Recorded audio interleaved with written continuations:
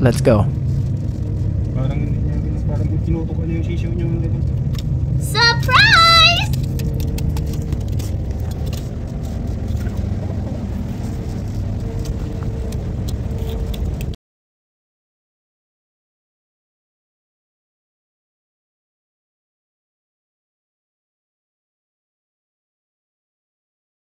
Mga kalapatid, ayan, gagawa na naman tayo ng ring ng ating kalapate. Ito, kumuha na naman tayo ng mga kung ano-ano mga plastic dyan na bilog. Pinutol-putol natin para maganda yung kanya. Kukunin natin ang blade dito, oh, para makinis yung pagkaputol. Tapos magsusulat tayo, panibagong pangalan na naman ng ating ibon dito. Susulat tayo dito sa papel na to. Tapos guguntingin natin.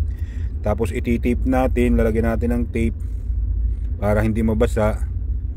Ayan, tapos susunugin natin itong lighter, yung gilid-gilid, yung mga labis-labis. DIY ring, di ba? Nakagawa na tayo ng ring. DIY ring. Ayan di ba? Kalapati natin dito sa offshore, lagyan naman natin sing-sing yung mga bagong sisiw. Ikaw lalaki, tinatanggap mo ba itong babae? Magsasama kayo habang buhay kahit wala na kayong makain? Yes? Opo. Pasok ang ring. Lagyan na ng ring. Magsasama kayo habang buhay. Nangako ka kahit wala na kayong makain. Ayan.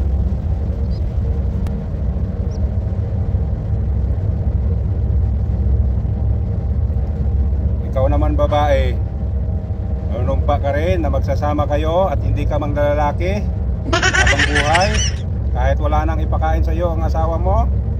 Opo. Yes? Pasok ang ring. Ayan. Okay, you are husband and wife.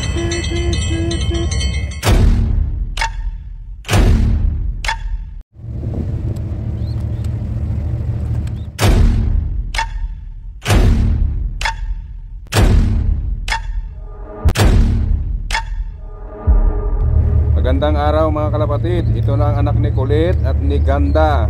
Ayan, si Patong Patong. Kasi mga kalapatid ay si Kulit at si Patong Patong ay mayroon na naman silang ginagawang ugat na panaybago. Mangingitlog na naman.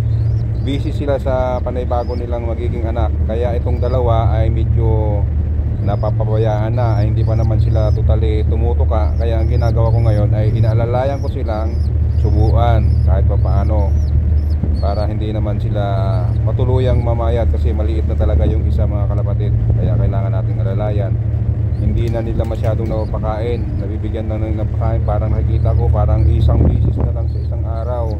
Kaya maliliit na yung kanilang mga butsi, lalong lumiliit yung kanilang mga katawan. Kaya inaalalayan ko silang subuan ng gamit itong aking improvised na pangsubo sa kanila mga kalapatid.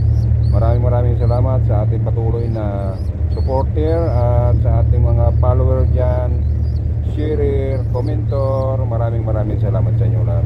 Bye bye, God bless. Mabuhay, update ko ulit kayo.